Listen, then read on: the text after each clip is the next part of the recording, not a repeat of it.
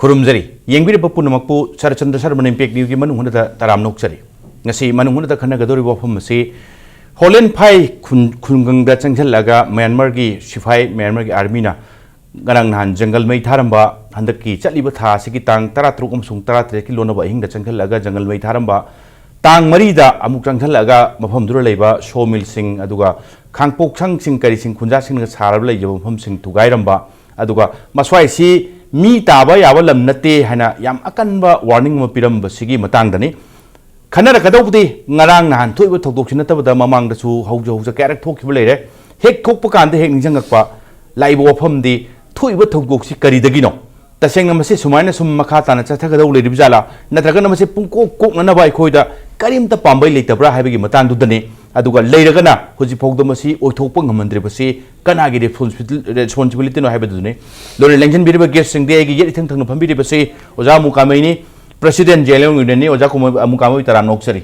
aduga amu oja amukamai gi oida lengjan biribasi THANGKHOSEI HAOKIP ni President KUKI INPI ni oja THANGKHOSEI busu taram noksari aduga agi yet thangana phami najari basi RAJENDRO ni President ICHAM ni oja RAJENDRO busu taram noksari ihan anbai question se ges humaki kaman noina thamsap tai matudi ngarang nan thokdok thokre tang mari March ki tang mari inong non thuisi aduga tang 13 amasung 13 ki lona bahingda Burma ki sipai sing changa kanda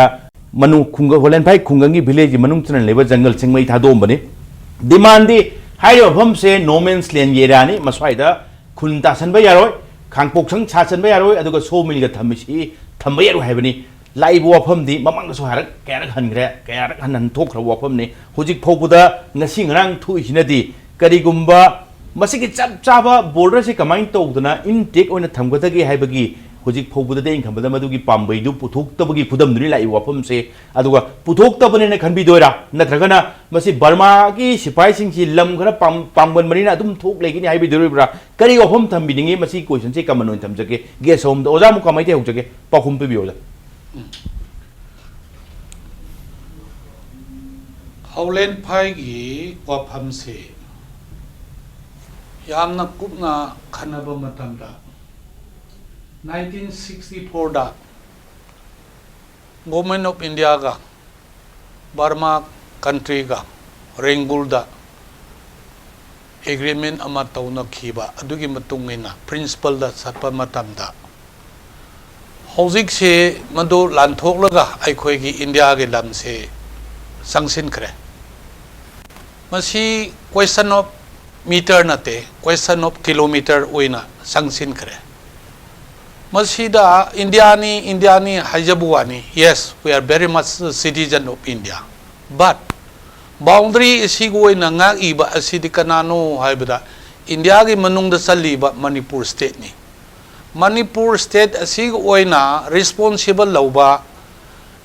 haibadi they are very much a responsible government Manipur government say for the last 30-40 years asid taurak tabada dum kuirak pududa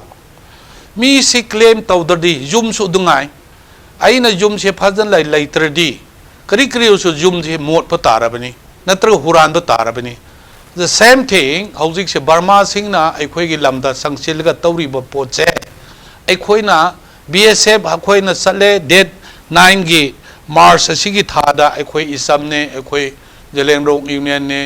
adigi thada organization ne KUKI INPI ne koi chalaga joint team ama oina yengba matamda somin khangde kari khangde loina damage tawba dismantle tawba makhai se uba matamda yamna nungai tawba pui sumna Manipur khakin nate masi India gi wafam ne aduna housing se BSF so phajana ningthi nungai na nga ga selga laite adigi policing so outpost ama so laite aduna takpadi aikhoi se mapu lai tabaga chap manare lamde mapu lai adubo mi uinedi aikhoi la nga ngai mi lai jadi haijeriba oja amukai ki himaru hoi lamne na thambaduna mani lamdu ngakpi senbiba aduga madu sap chana aikhoi gi ni haibase leitragadi mapu pandragadi ato optopo mayam changhel laktra khabai khara sarabai phibam duni oja THANGKHOSEI da lakchaning bache yes same ai ngai thamjaba question duni common question duni kari dei thoino dimidina karino kana responsible no haibaduni oja kai ofum thaminga not only Howlin Pai, international border Myam se sub same case ni ena mamang rasu ngolcham gi su natna thoklam na khange aduga hoji ki charo area okhul sikki same ni satang aduai disu internet Indo Myanmar international border gi tang tarba ma kat leibise Myanmar na muk introduce sanction gani amuk India tumen lebu musum lebis dum kuire ba mayam protest was kuire atuda project se state gisu mathau le aduga kano gisu animak gi center gisu hoina oja KAMEI da ha haibne foreign so har kani honorable CM da hoina tang 33 unabdo state force hana thamu haibne center force na kari interest logradi state issue initiative ama law have them member nam pi khre recently ngarang han aduna prime minister ki damak se khoina member nam pi khre anima ki level ani si darkar le ba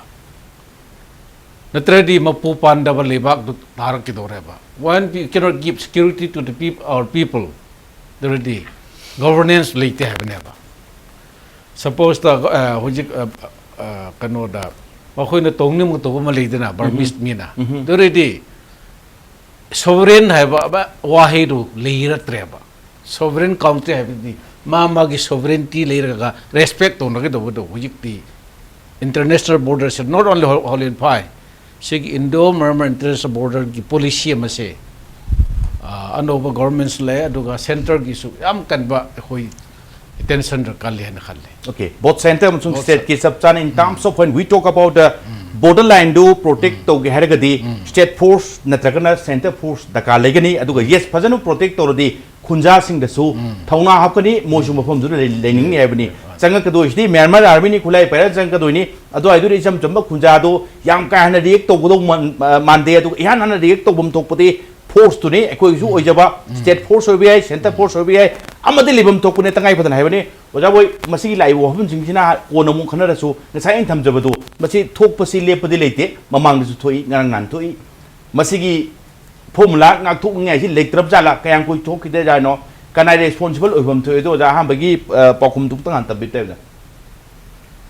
si sehi yang kai gi hari ini mamang su Lena 66 strategy on Tomoga 24 another kind of 66 strategy on Tomoga Hole oh topa si impact asu I wanted Taiwan me with Myanmar tholokdana like the condition me am se koi tham khar adu ele solen phagi live post se holen phai da kina je chorok ba live post si sahi mani hare akhoi masi khangpasi kali khangpano har ka na sagi somna khanda khoi pillar 33 gi mulai sidai se ko jangi border fencing lakpas border fencing se lam da ta ga na government am de miyam na khoi lamang gi khangoi de adu mak masagi ma ga gi yamba amukamai na habi gi ta khoi lamni le ga mi le tabni na siman hongel ga dum sangam na sangam basine maram mor kanda masagi adu kanda di khangre do ar border ji simaina gogojangi lapu matam tu changi matam da di pos mange hai bisi prajajani urapudi laurapudi sigi kan kanadana holen phai gi si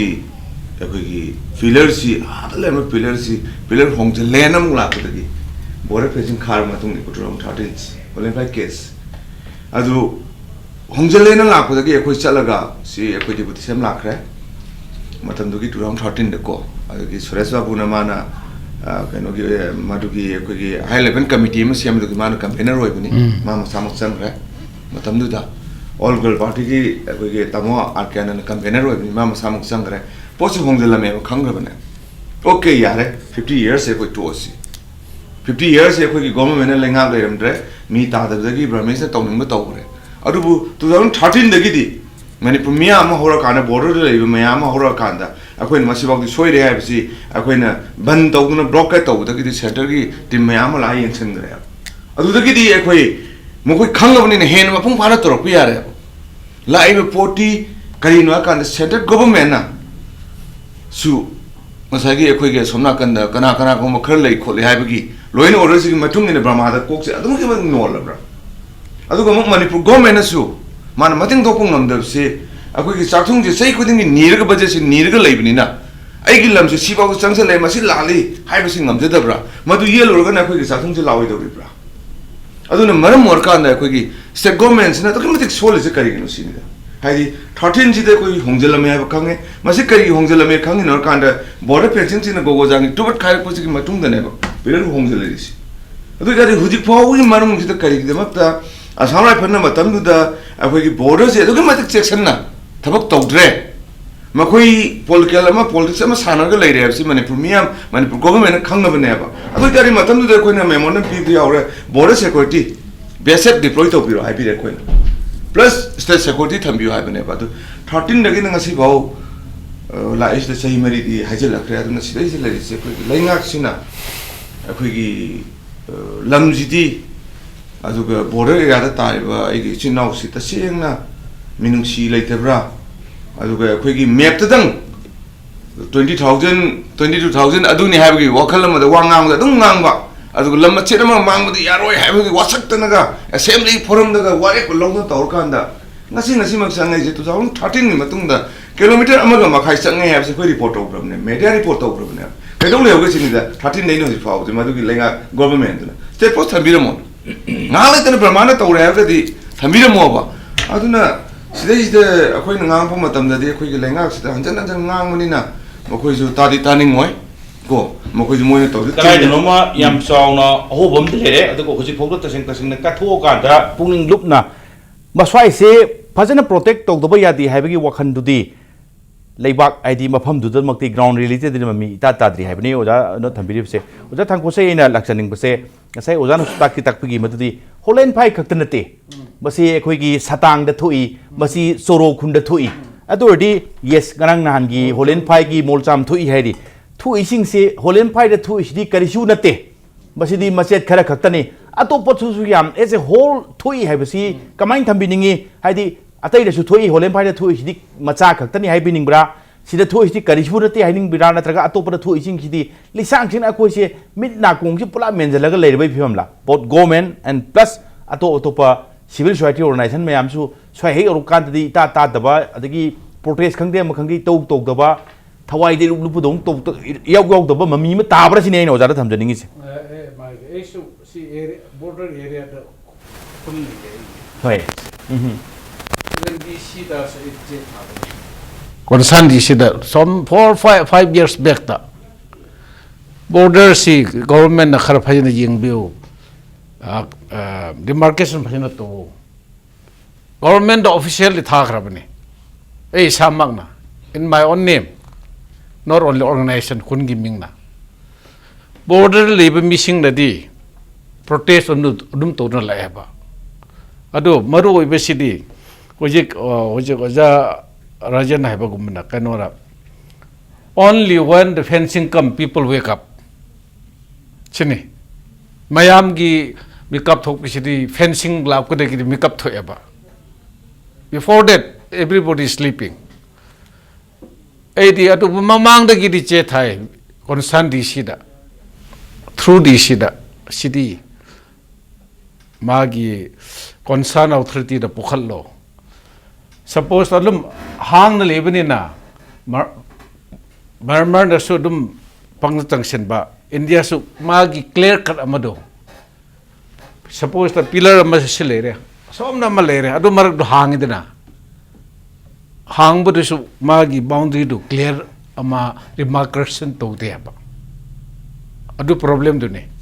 suppose the hole in pai ki do menal gi thong do adu da 77 hole in par hill laga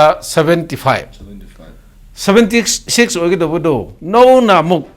24 hapchen mene ba post to means angam ngam na sana ba ki type tin ba adu ready khoi gi lengak governance aduna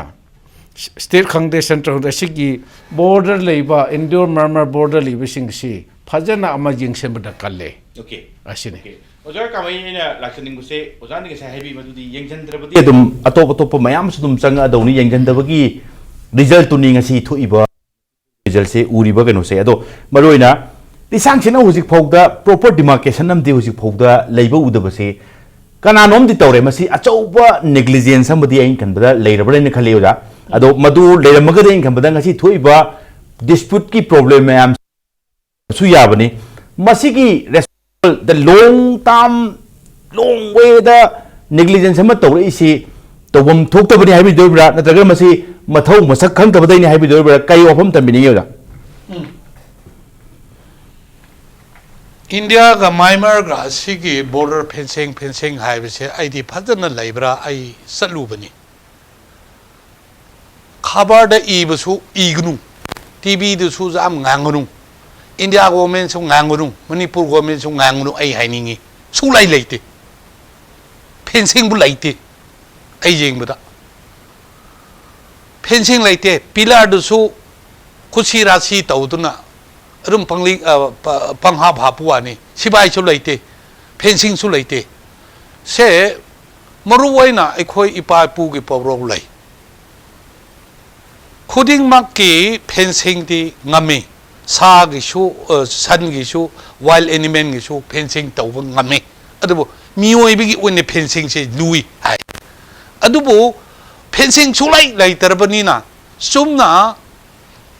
border fencing da aina khanadi border fencing adu pillar du oina phajana fencing du tawrga adu de BSF adigi atai phajana leibra yebu ani correct su leite lai tarabani na akan bana adum panglaw losin ba lahan Burma gi oina handak se mokhoi di cyclone ga chap mane bni nonglai nongsi ka chap mana bni khodak to humlaga haujik ki haulen phai gi wa pham nate haujik si leiri ba India ga kenuge Burma ga ni gi boundary se phadana leite ba pulap adu lai tarabani na masa ta bani ekhoina haujik se ai ga cycle alternative te kari oine khali habada ekhoi border fencing aduda mi yamna ta ba darkar oi amaronda ani shubada security point of view se ngasai nahan so date 16 da ekhoi haujik ki present CM se da chu muna kare adu de satpa makhai chu kin oi kare ekhoi hek sa thok da mai thadok kare lahan mai thadok ta bani yengo leiri ba po chebo adu gi nongmeti gi ekhoi DC Tengnopal so ekhoi no halakpa batam da kari habra mafam do kino resort center ma leibdo Tengnopal gi resort center ma da ekhoi sa thakmi nai thakmi laga adu de so haire no less than 50-60 hauzik ki police la karira adu thamaga masi kino outpost ama natarga karin section ama phajana laihan view natadi ekhoi hek sakhiba ekhoi lae haiba khanga banina Burma gi army singa ai wari sanariba sanaba tanja aduda ekhoi chakre haiba khanga bada ai gi visiting card chu pire bani adu asigumba organization sing lai hena pi grabani adu digi mokhoi de hen alert tawkre tawrga amuk mai thari bisini adu oiba tardi hauzik phawba sa ekhoi na salib do date 8-9 date 9 da chale adu di hauzik ti numit kaya ni amuk sure tang amuk ngasi kinu were numit ni pan ni amuk sure adu da migi border gi matang da nation amagi wafam oibani na Burma gi lebak ama ekhoi India ga lebak ama oirbani mana kong su leitarba mamit su leitarba wakhan su leitarba haiba pawba haining la eba aduna haulen phai gi khun adu khaki wanate India gi border oiriba adige Manipur gi oina India border as well as Manipur gi lamneba asida tumina leibsi karino hauji gi DG khangde kana khangde ngarang lahan di chale haina chu paw tai adu sale hai salaga mi thanam dardi yadeba midi oppose oina leigreba natra ko rajen ko midi phajana leire akhoi hek lakpada mokhoi thoi haba tra chuka tra te ka ahinge gi jungle mai thara mudui thok gokta ngarang si disina lusingba tim mama chatla kanda holen phai changa kanda yengjanba duga even leiriba situation du ki stock of the situation du already moi logre aduga masi moina no man's land ne claim tawridu lali kholi masi matam kaya mamang dagi ta labni khotlabni haibadi thamgre ado madu khakna yaroi madu ai du chap chana ngakna na ba security thamam thokani thamaba khakta da khunja singda bakoida thongna hapakani mosu ngakchaba ngambagi leijaba ngambagi pangal polakani haibni ado da ai kitang ai supplement to hoi ai haibda mukaw khini lahan akoina hek sakhiba nongmita akoina decision ama lawi more da laiba makai zat bijat leite Hindu oibra Muslim oibra tribal oibra metai oibra pura ase akoina with an immediate effect aikoi je kariguma samsoro meeting achauba ama aduwai da tawraga masigi si aikoi ki strength show tawba makhal ama oina security na DC khangde DG khangde lairiba makai sina aikoi bu kano help tawba tardi adugi phawbada aikoi se achauba meeting ama no less than 10,000 20,000 gather tawraga aikoi release achi haiba phawba adu Burma sing su khang sunu haiba phawba aikoi plan tawrabani adubu aikoi na haiba sidi nung mathakta ising haiba chap managre sini okay ai oja Rajendro laksake torombani adu matam se kitang break ki timing amdang lakpa ai oja break ki matung noi laksapta oja Rajendro commercial break amagi matung da impact news gi manung huna yengbi bapun makki famda thuna puduna laksake impact news mi yeng tadunu lebi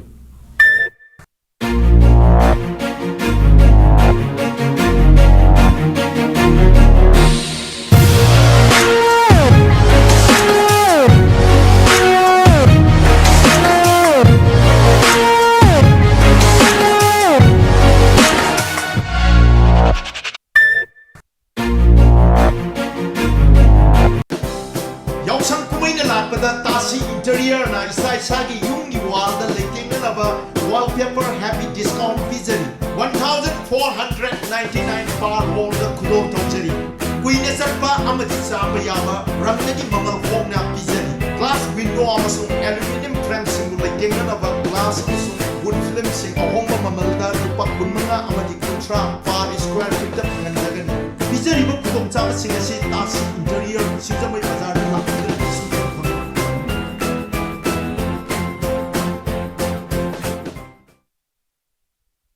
Wangkhai Ningthem Pukri Mapal Dalaiba Career Nurture Center da Lakliba April gi tang 10 dagi class 9 amadi 10 CBSE Science and Maths amasung class 11 amadi 12 CBSE amadi COSEM animaki foundation course haujaragani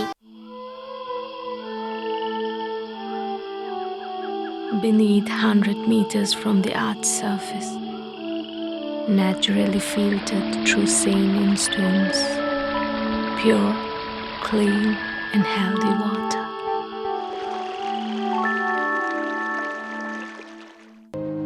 NIT Manipur presents for the first time in Northeast India Bikram Sarabhai Space Exhibition. Panels related to Chandrayaan and Mars mission, family of ISRO satellites and satellite images, scaled down model of ISRO rocket family, video documentaries of ISRO, interaction with reputed ISRO scientists, career counseling for ISRO and many other related to space science. A rare opportunity from ISRO for the students of Manipur. Cordially invites every students and teachers irrespective of disciplines to this rare exhibition. Venue NIT Manipur Campus Langhol, date 23rd to 25th of March 2017. Time 9 a.m. to 4:30 p.m. Explore the world of space science and technology. Do not miss this space exhibition.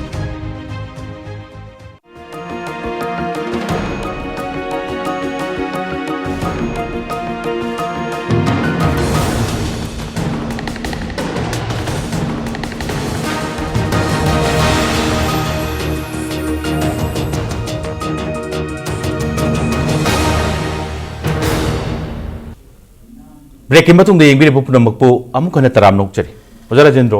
2013 dagi di border fencing ane yam kanna tawba amti khoi loina ba uba phangi adu madusu kona amu khara kupthana thijilu kan di madu border fencing actual border fencing du makki oidaba purpose se security fencing gi type ma khak chali hojik phawbuda ngasai oja amu kamenu su hairi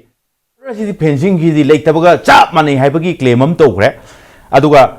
adagi 2013 dagi tholo khiba fencing do su as of now border do tasengna protect to wi phibam di udaba male security fencing ni haibigri hoji phobura border fencing gi oiba border protection gi oiba chap chaba khongpham amata state ki maikai dagi natragana center ki side dagi paikhalak palaitri hai bisai da kari opham thambinga ai aduda laktring ida holen phai ki na sagi ki tarik mari da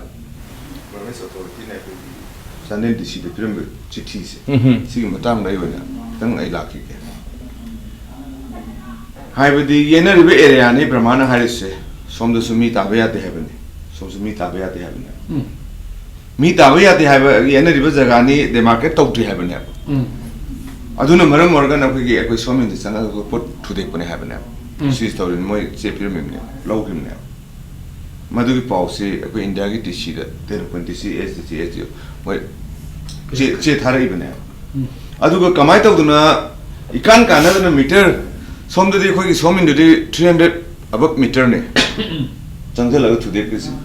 aduga 100 meter far ne somda moi gi kari da dragon lake and water supply scheme on pakilisi madu khoi na mamanga 2013 da masi jaga se 1.5 kilometer changjal ag yungmani haidana khoi puthokra bane madu ma khoi na jungle che na na tor kan da dragon lake and water supply masan aduna kamai tawnu sin brahma woman da kana ngasi adudi ekoi na madu chalu matung da report thamme koi halapre disi unare madu ki matung de kan kana na koi ki Chanden gi SP ma musamuk chali ai media report phangje dani ma ngang ba sakpa mana tawri si koi india lam dani masi soi have se ma hai evel disi ma sa chali kudat ko ai thamne ningi bna akoi na 2013 de law bi border gi sai yang kai gi si la ku matam si ta lengak le ngai di disi ju chatti SP ju chatti kai gi no chingida ta sing mudi ai ko gi lenga leader sing di laitraga di leidi ba government sing sing che leba sibu nga tani na chap chana ma thok tor kani ai khalle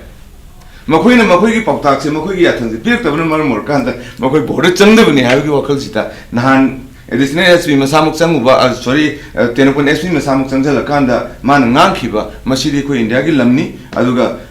animak tabe ya der ga mokoi dragon lake water supply kamai sari aduga 300 meter changjal laga khoi gi da kamai phui ba moi gi na sari khoi kamai phui ba question se na si ba u ma du gi letter ji phang na ba u da state government na kari gi dam ga sang ka ne na me na mokoi gi dragon lake water supply sa kari gi thuai bu ngam dri no adun india da gi brahmana hena sakti le yabra chini da asigi khoi gi machinery khoi gi lenga sa ne aduga 2013 da Central Home Ministry ba yauna Home Secretary laktana yengsan ga po choi ab khang pa u da ngasi brahmana changjala kan ma koi dragon lake semjala ba plus lami me ab da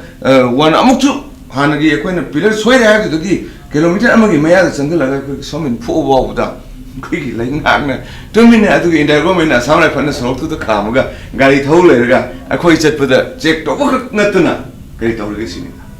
chini ekoi na nu mai da se adu ga sidai sidai khoi gi lengak sina taseng leader jing ge leite tar ga khoi gi machine sing de mathok tor ko ni ha por mai tham ga sida adu ga masai gi 2013 gi sida akoi ne border fencing gi yana na ko dai 2013 gi june gi tang ko tar akoi ne chanje base sidai sang ma tung da akoi ne media ra tor ma tung da koi banung tor ma tung da koi sore sa bu ji ji le bi ba ma sina all kano gi matham du gi khoi gi high level port committee gi mana convener ma sam lik tor la ko sagi chomna thambigi ba keno gi koi rasaran thambigi wa famsi lagu matam da koi na hangne si ta siang na koi gi keno si chumba bra 0 point chumba bra ha matam man ha si 0 point chumde masi koi border fencing ne security fencing ha gi adu da gi koi na kamai ta adu di fare nang na masi security fencing ne ha bani na border fencing na te ha bani na koi 0 point pi di ba di fencing ni le ta bani na madu gi irang tor ga koi border fencing na si lek pi bani adu gi matung da Shillong da mawai sana kare Burmese team India team Hyderabad am sana kare ante koi kui dena kal tadam sana kare ibal madu gi wari sana na bagi aduga chithi me ama thara babu da masida ji maru ina akang ba mi ma chal kan da Manipur gi ribende tharo on che thar ko koi theng na re ko akang ba ma chal kan da thu na lo shendra ga de ko chimai to ne ko akan ma press pi da adun phamma ga ta ga hala kudun mar mor kan da holen pa gi thebak se tol ko ne na I lowe maram de ko yes ni bi ge bi se ko gi government da su ki bat klei ko aduga lainga sin mating thongna nang madu ma tawgadam ni madu tawragadi nang halpe yaroi ga bagi official jing akan na pi targadi makuji makau pongna yenar ga lakung ngado pose ngasai makoi masen wari sanar ga soikap taw thabni na madugi phol ne ngase ko holen phai de lai si ta chengna 2013 nagi koina masigi khongjang ichamna changthalabam phawbusida sahi mani phara phawbusida aduga amu India government amadi brahma gi met official jing umra meeting torbo matunga holen phaida makoigi dragon lake samamduna ngapu matruni jang to ko Indian army ke lo ko chini do Manipur machinery Indian machinery kamai lo ko chini DC khangau da bra SJ khangau bra SJ khangau da bra chini do sabra sang hayo project 2013 na manu hongjelai pillar je soiri ya bje India ki team lai Manipur team lai 13 de khangga bane ba adugo akhoi ki somin na phakip dana brahma army chang ko je akhoi ki thong la ga changai bane ba mani mani akhoi ki boundary la ga changai bane ba adun lenga se akhoi gyan ta de aduna ai gi appeal di kaino sara phanji ba di lo thopi ro ta chen akhoi bi India ne khanbi ra ba akhoi bi India ne khanbi ba tar ga di koi ge step post deploy to biro aduga border sida di koi hana lebir ma besep border security force masi thamagadi koi masi sena bse akhang tam biwa bini makoi di lalo ngakwa loin order ngakwa tu ne border to kan khang de to adudi makoi huran ma phana ba adagi lalo phana ba honoring ai da border di yeng dam ne brahma mi makoi ju lingai ne dam ne ti lainari bine ba adu brahma ta yam yel orgadi makoi horen hainin yam le yam lai yam lai asar panda hainin bse adu tangai padana border security force hoina adu holen faide di hoje khudak ta koi ngarang ma koi onarum siam da memon pi ba matam da khudak ta koi holen faide gi yam mai suje sidagi chawk da forum hoibna koi step first time you have ma kamani have experience okay thank you oja thangkhosei barona hujik se border gi issue si Myanmar Indo Myanmar aduga main oina Manipur gadi thangan leibnina akhoi shwaida kharaga hena mu masi sensitive origin akhoi gi lam directly sokpanina akhoi da yam hena sensitive oi aduna masi chap chana nganglak tabasi ngakpu ngaki di ngambajani taseng na India su ngasai gi force award padina te ngakpu ngaki di ngamjani aduga nganglak tabase karigum khara legedo manbra aduga hujik phauda thadu ga thamisi mindset si kainom de leibadi male maram de ngakpu ngaki di ngambajani hujik phauda di ngakoi mami ta de kari leiba male oja thangkose Sige se local mina suffered to Kuireba. hoy All those people along the international border. I the experienced lay. I have visited lo na yam ying khrabneba physically. I do that. Ngasai so in pan gre. Samang so DC the JP khreba. Or 5 years back da. Adu gido issues kaino haraga. Mayam na ching na basi India gi appeasement policy ma libra bi ching ne ba ujik. Suppose the sovereign country have ni na India na Burma to ma khis tum man na yeng ba hisab ma uin ure ba Manipur mi na su law gre ko public na su law gre since 2013 fencing hobudagi maram mak to lipi wa ne continue dum chal li ba even now ado mainly asigi so international border over na government of India gi si yam attention ta kal le ba at the same time they deploy their paramilitary force which is oja rajen na have suppose Assam rifle na ma khoi ma thona te haredi immediately BSF thambatai ba khodak ta BSF si border ta thambatai at the same time government of India gi same saring da eco state force not only holding fight some vulnerable area kharadi thambada kale adu already eco issue sense of belongingness people will have confidence people feel secure and then center the su ma khoi su ikair ken haba state nadi hoi center gi sabir sum le ready center na thok sa da bu mo le haba okay how government kaya nurse thau sadre hojik ano ba honorable CM di ojabirin na di ma kana action logni hai at least from at the case of Holin Pai state force thamoi bis meam hai kre masu no hai the yes hai ba okay okay oja mukamai marone hujik se hoi matam budi yam sang kre masi neglect to lak pase hujik phauda chap chana ꯐꯔꯕ꯭ꯔꯥ ꯐꯕ ꯅꯠꯇ꯭ꯔꯤ ꯐꯠꯇꯕꯗꯣ neglect ꯇꯧꯕꯗꯨꯅꯅꯤ ꯍꯧꯖꯤꯛ ꯍꯧꯖꯤꯛ ꯊꯣꯛꯏꯁꯤꯁꯨ ꯍꯥꯏꯕꯅꯤ ꯑꯗꯨꯒ yes border ꯉꯥꯛꯄꯁꯦ ꯇꯁꯦꯡꯕꯗꯗꯤ ꯏꯟꯗꯤꯌꯥꯒꯤ hall ꯀꯟꯇ꯭ꯔꯤꯒꯤ ꯌꯦꯡꯉꯨꯔꯗꯤ ꯕꯣꯔꯗꯔꯁꯦ border security ꯐꯣꯔꯁꯅ ꯃꯦꯟ ꯇꯧꯖꯒꯗꯕꯅꯤ ꯑꯗꯣ ꯁ꯭ꯋꯥꯏꯗꯗꯤ border security ꯐꯣꯔꯁꯅ ꯉꯥꯛꯄꯒꯤ ꯃꯃꯤꯁꯨ ꯇꯥꯗ꯭ꯔꯤ ꯑꯁꯥꯝ ꯔꯥꯏꯐꯜꯁꯨ ꯀꯥꯎꯟꯇꯔ ꯏꯟꯁꯔꯖꯦꯟꯁꯤꯗ ꯀꯩꯁꯤꯗ ꯊꯕꯛ ꯆꯤꯜꯂꯒ ꯁꯣꯝꯗ ꯕꯣꯔꯗꯔ ꯉꯥꯛꯄ ꯑꯗꯨꯁꯨ ꯀꯌꯥ ꯑꯣꯏꯗꯧꯁꯨ ꯃꯥꯟꯗꯦ ꯑꯣꯖꯥ ꯊꯥꯡꯈꯣꯁꯩꯅ ꯊꯝꯕꯤꯔꯤꯁꯤ ꯍꯧꯖꯤꯛ ꯍꯧꯖꯤꯛꯀꯤ ꯑꯣꯏꯅꯗꯤ ꯄ꯭ꯔꯣꯕ꯭ꯂꯦꯝꯁꯤꯃꯗꯤ ꯌꯥꯝꯅ ꯊꯣꯛꯅ ꯌꯥꯝ ꯇꯣꯏꯅ ꯊꯣꯛꯇꯨꯅ ꯚꯜꯅꯔꯦꯕꯜ ꯑꯣꯏꯔꯕꯅꯤꯅ ꯁꯣꯝꯗ ꯏꯟꯗꯤꯌꯥꯒꯤ ꯕꯣꯔꯗꯔ ꯁꯦꯀ꯭ꯌꯨꯔꯤꯇꯤ ꯐꯣꯔꯁꯀꯨꯝꯕ ꯑꯃ ꯅꯠꯇ꯭ꯔꯒꯅ ꯕꯣꯔꯗꯔ ꯉꯥꯛꯅꯅꯕ ꯁ꯭ꯄꯦꯁꯦꯜ ꯐꯣꯔꯁ ꯑꯃ ꯗꯤꯄ꯭ꯂꯣꯏ ꯇꯧꯔꯛꯇ꯭ꯔꯤꯉꯩꯗ ꯁ꯭ꯇꯦꯠ ꯐꯣꯔꯁꯅ ꯈꯨꯗꯛꯇ ꯉꯥꯛꯄꯒꯤ ꯐꯤꯕꯝꯁꯦ ꯇꯉꯥꯏ ꯐꯗꯦꯅ ꯈꯟꯕꯤꯔꯕ꯭ꯔꯥ ꯉꯥꯛꯐꯝ ꯊꯣꯛꯑꯦꯅ ꯈꯟꯕꯤꯕ꯭ꯔꯥ ꯕꯣꯔꯗꯔꯗꯤ ꯑꯩꯈꯣꯏꯗꯤ ꯁꯣꯏꯁꯤ ꯕꯣꯔꯗꯔ ꯑꯣꯏꯔꯒꯗꯤ ꯃꯅꯤꯄꯨꯔꯒꯤ ꯂꯝꯅꯤ ꯁꯣꯏꯁꯦ ꯃꯅꯤꯄꯨꯔ ꯇꯁꯦꯡꯅ ꯁ꯭ꯋꯥꯏꯁꯦ ꯏꯟꯗꯤꯌꯥ ꯒꯣꯔꯃꯦꯟꯒꯤ ꯃꯣꯏꯒꯤ ꯊꯕꯛ ꯉꯥꯏꯗ꯭ꯔꯤꯉꯩꯗ ꯁ꯭ꯇꯦꯠꯅ ꯃꯁꯤ ꯉꯥꯛꯆꯕ ꯇꯉꯥꯏ ꯐꯗ꯭ꯔꯦ ꯍꯥꯏꯕꯤꯅꯤꯡꯕ꯭ꯔꯥ ꯀꯃꯥꯏꯅ ꯊꯝꯕꯤꯅꯤꯡꯉꯤ ꯃꯗꯨꯒꯤ ꯃꯇꯥꯡꯗ ꯁꯝꯅ ꯑꯩꯅ ꯍꯥꯏꯅꯤꯡꯕꯅ ꯁꯤꯅꯤ ꯄ꯭ꯔꯣꯁꯦꯁ ꯇꯧꯔꯒ BSF ꯑꯣꯏꯕ꯭ꯔꯥ ꯀꯅꯥ ꯑꯣꯏꯕ꯭ꯔꯥ ꯂꯥꯛꯐꯝ ꯊꯣꯛꯄꯅ ꯀꯣꯟꯅ ꯂꯥꯛꯁꯅꯨ ꯍꯧꯖꯤꯛꯀꯤ ꯏꯃꯤꯖꯤꯌꯦꯠ ꯑꯣꯏꯅ ꯗꯔꯀꯥꯔ ꯑꯣꯏꯕ ꯄꯣꯠꯁꯦ ꯁ꯭ꯇꯦꯠ ꯐꯣꯔꯁ ꯍꯥꯟꯅ ꯂꯩꯒꯗꯕꯅꯤ नंबर 1 स्टेट फोर्स है कमांडो ओइब्रा पुलिस ओइब्रा करीरा MR ओइब्रा हेक लैबदा सुखसोय छोइदना अखोय से सक्सेस होइगिनी अनि सुबदा आइगी वाखंदी सुमाइन खल्ली हौजी की वाटर रिजर्वर मखोय के ड्रगन लेक से सारी बदो क्वेश्चन ऑफ 100 to 100 मीटर नि साउरीबा पाए अदु अखोई सोमिन बु थुगाइब ngamnadi अखोई इंडिया की नत्रगा मणिपुर की ओइना मखोई निदि अखोई दु चांगसिलेबा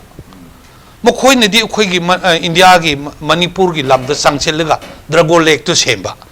अदि अखोई न लेरी बुदुदि असोम द अखोई की लमनी हाइना हानदि की ओइना लेरी ब मफम द लेजबनेबा अदु बतारदि अखोई बु थुगाइब ngamnadi मखोई बु करी थुगाइब ngamरोइदबा अइदि मुदु हान थुगाइनि पिलर दुसु ओ पिलर दुसु मदु तौरप मतमदा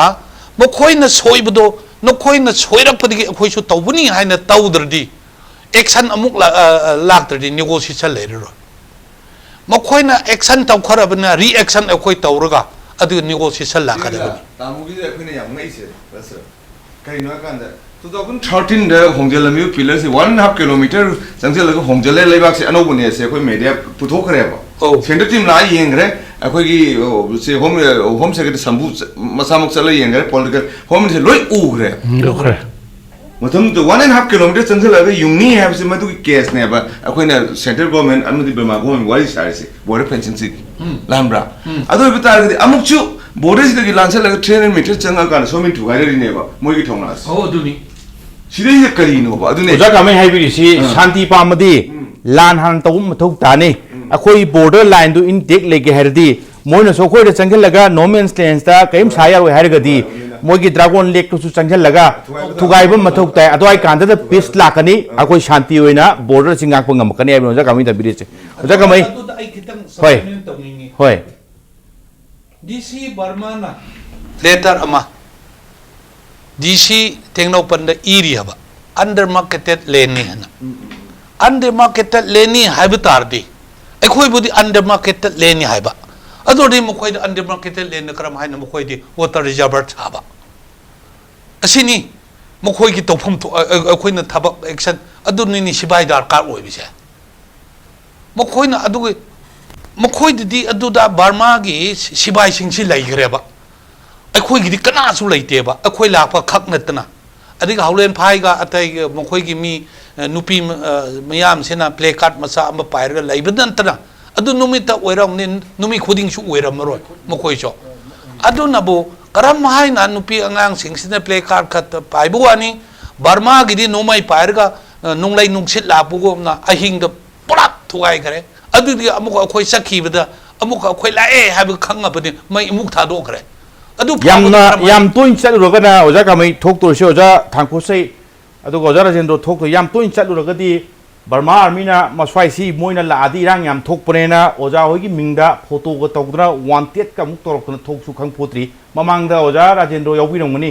खुनगी खुनजामसु याउगिबने इमंग मुक्ति सबचान निंजंद्रे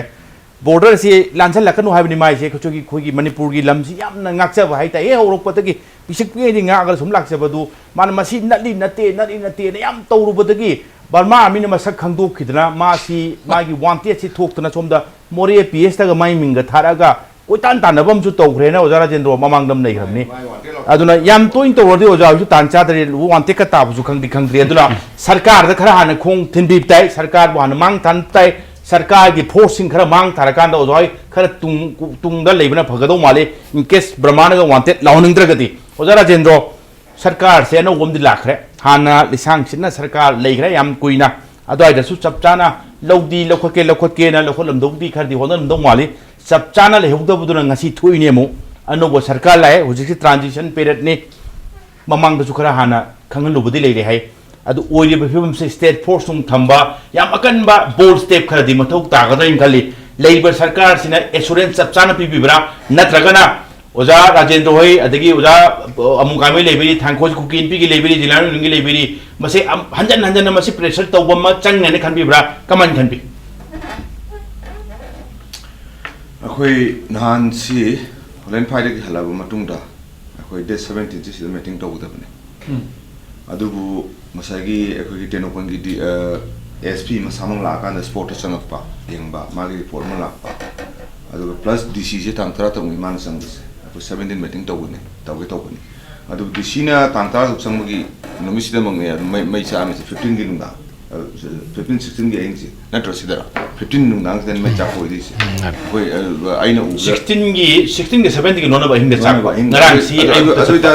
this is 16 set 17 do it 17 I quit my 16 Sangani in heaven, Dishina. Adu Halaga Quasi, later post a quay, Autumn Pamina Kanda. Kaino maung to kang the ba, when you kang the man to Tana say, we pour him to Labany. At the minor laying in Marxida, was if you made up with possible luck. Aduna Aquina, Madamina Lack, or possible luck, Matum de Quisi, Nana question go cookie in Piore, the guitar is now low in York and the Quisi, Memorandum dropped or Kanda way, a noble one Semda.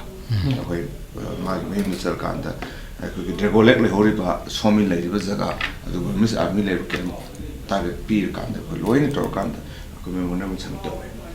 Plus in that Prime Minister, away Maruin of what is Sabusi, in an Armida, away a Sana Consumer with Hazard, and a Sana Consumer borders the equip of you have with my SRSP. A Sana Later, the equipment Pussy, I have some Mayam SRSP. Plus, my step for someone else him so, with the Tammy. Aduna Aquina. Ujiksi, Aqui Matam Kutani, New Government Lamina. Adu Aqui, government knives, they win a Tazabam Tamakti 2013 the use of the Adumukla, Marxist Simana Toki. Marx the Aqui, Aquina Posatare and a Kalur Matunda 2015, December 21. Aqui Kotapunus and numbers. Aqui Kolausi, Aqui Langas Tare and Kaluiba. Maduki wanted to know them for Changamea, the market over. Aqui were representing the Hogan. 2015 December Tankumato. Maduda Kui, Kotakunogi Mayam, the Kunzon, Kunogi Law, Moisi, Tang Pirates, Sien Grab, Bramis of the Detim Lacusico, Sien Kare, Adugi the Equisi in Palala Kanda, Amuk Nona, committing a Mokorokan, the hide by Olen by the Yautre. Colen Pass in a site a kilometer, many months at home, and Mati Yautre, Gogozangina, Jetro of August, they would committee of Siamakanda. Hector Matam, the which Simin have a warrior Lorcanda. Adugi as Kundika Kumule, Quigis. Kunzino Lamzamana Puyalakan, the Kundilo as a level. In the woman and Manipur woman and Natra in Aqua Kunzana Lamni and go. Queen Yang go put a minute as a sip was. Aduna, a quick unity, some unity, I took a quick committee formed of the unity. A queen, the Lingax, the Tazabasi, Mamanga, my ama Soikrina, who Paugi, Tabu in Udrivo, with Tazabalo. I don't know a quick committee, a quick Holen Pizes, a quick we are gaps, who is a quick along with Miami Yorbanina, song with it, go down the jet or about the Moingamaro. Here, la Pumatam, the Matu, quick Paupina, longer, Moila, quick Mangata, she and every quick, figure to lay them, a quick and the Mambia website. I don't know when I step government, Manipa, in the government, the Tazabs, with Tandre.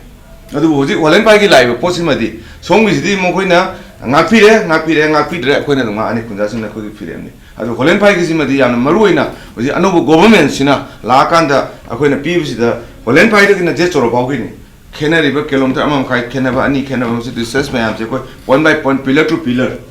Couldn't right or right pillar when I went. asuk sang ulam sigi adu yam phajaba assurance amadi piri adu koi matam khra yengini nong live ne magi sarkar phajana form to kuchenu ma kai lake du yenga matungda madu da lakta ba targa di holen pai du mangai koi samana ne koi khunja sing ne koi gi border ngak pai du koi di fire dum lo okay laibom se oja thangkhosei maroina government के side के both state and center government ना तसेंगना मसे यम high time ने मसे चप चाना निगम थोई चप चाना थंबम थोई border dispute से लेहन तब मथोक तारबनी लेबम थोक तरबनी in case neglect मखा तान तौले रगदी स्वाइद दी खुंजा सिंग involve तोरकनी तंगाई फरकतर दी blood set मयाम चो थोलक पये मधु थोक तननबा चप चाप फिबम लेबम थोई हाइबी दोरबरा कमेंट थंबिनिगे ओजा थंगखोसे सिटी को border city government labor later khunja na dum ngak tun lak pani